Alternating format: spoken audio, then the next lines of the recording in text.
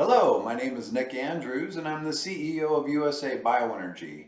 Texas Renewable Fuels is one of our project level companies. USA BioEnergy was created to develop a series of advanced biorefineries that turn forest wood waste into clean burning transportation fuels. As part of our process, we capture and sequester the CO2 permanently. This gives our sustainable aviation fuel one of the lowest carbon intensity scores in the industry. USA Bioenergy is a developer and not a technology company. As such, we only use proven technologies that have been commercially deployed, commercially funded, and commercially insured previously.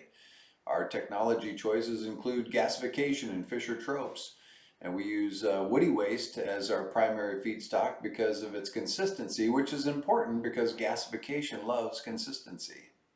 We are working with the world's leaders in engineering and construction, and these companies have specific subject matter experts in each of these technologies, and more specifically, the integration of these technologies. The construction company has committed to build it on time and on budget, and that it will meet performance specifications. Our biorefinery design features carbon capture technology from both the process stream and at the wood fire boiler, which is used for on-site green power generation. The carbon capture aspect of the plant allows us to produce extremely negative carbon intensity fuel. We have a CO2 offtake agreement with a publicly traded company who has agreed to permanently sequester the CO2 geologically over a mile below the surface of the Earth. We will securely store 50 million metric tons of CO2 over the useful life of each advanced biorefinery. This will allow our fuel purchasers to substantially offset their carbon footprint in order to reach their stated goal of carbon neutrality.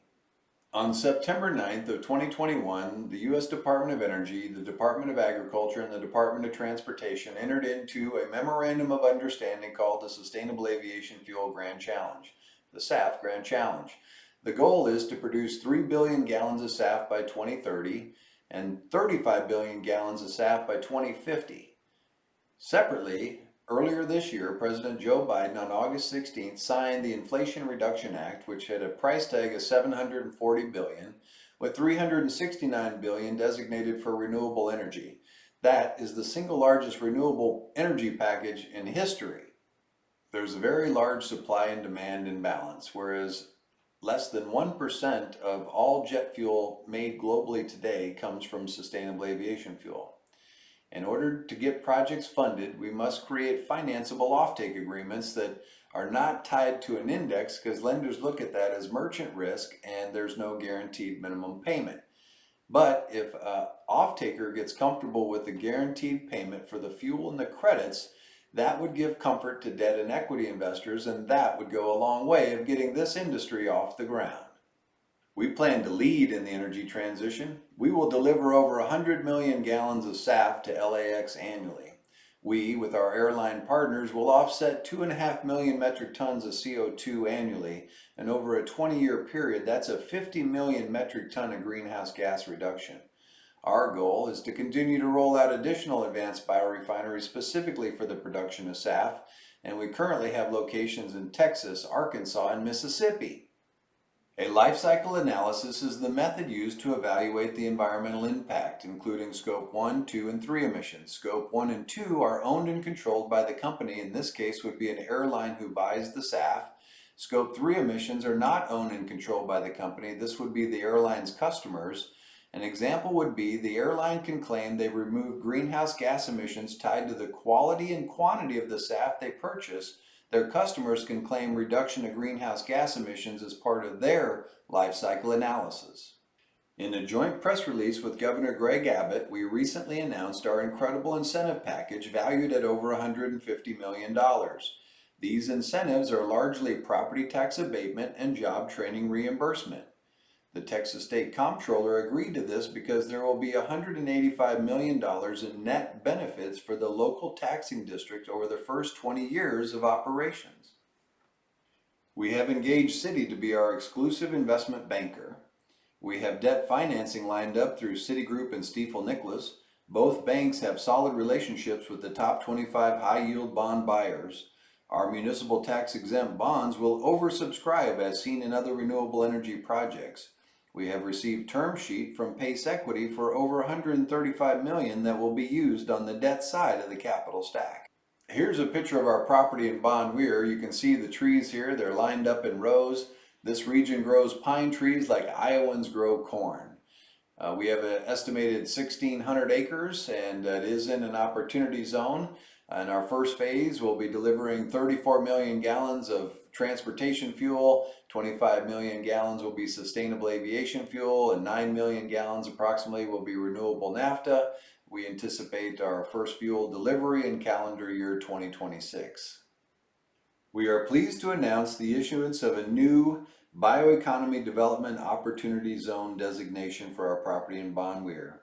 The Bon Weir BDOZ is a AA rated, or low risk, based on numerous positive indicators such as strong surplus of available biomass, a large number of potential anchor suppliers, healthy forest labor market, and infrastructure within the region.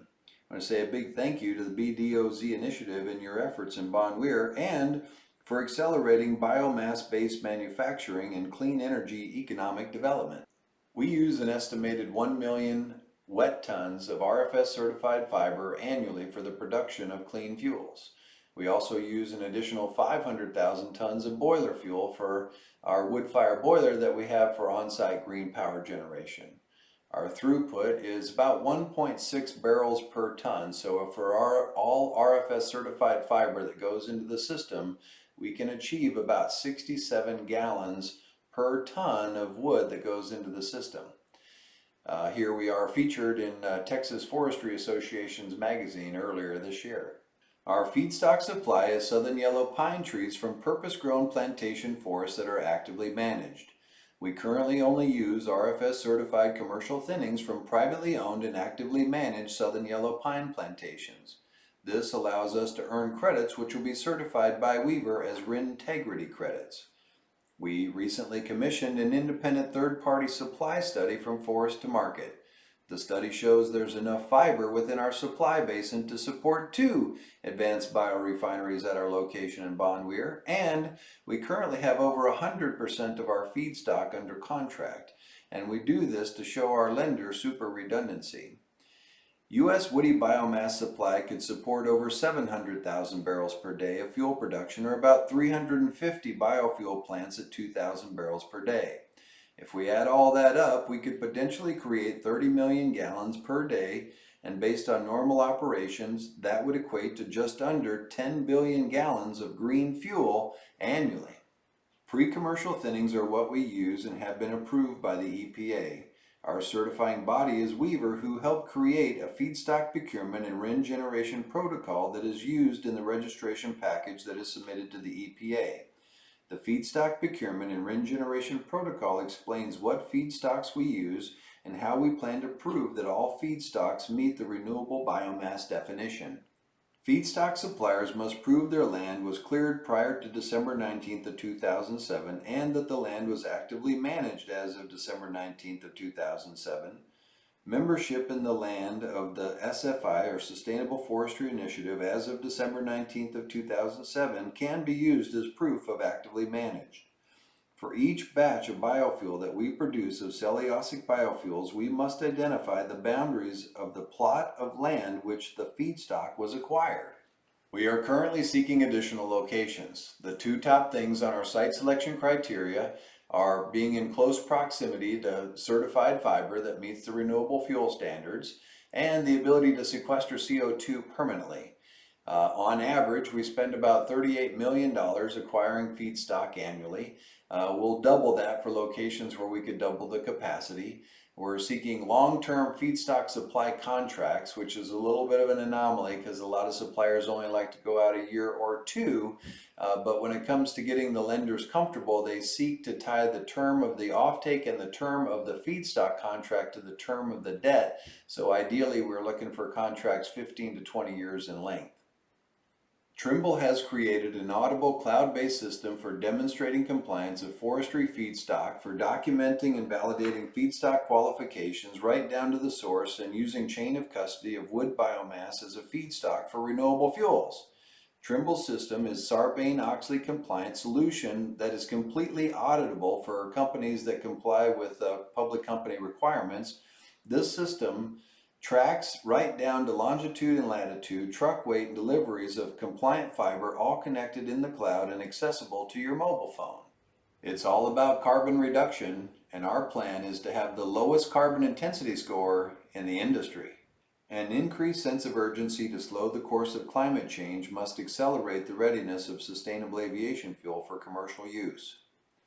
It would take the development of 85 advanced biorefineries per year for 30 years to meet the demand for SAF.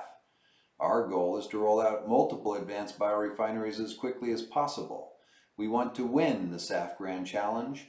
If we win, we all win. Thank you for your attention. Here's my contact information, and I look forward to answering your questions.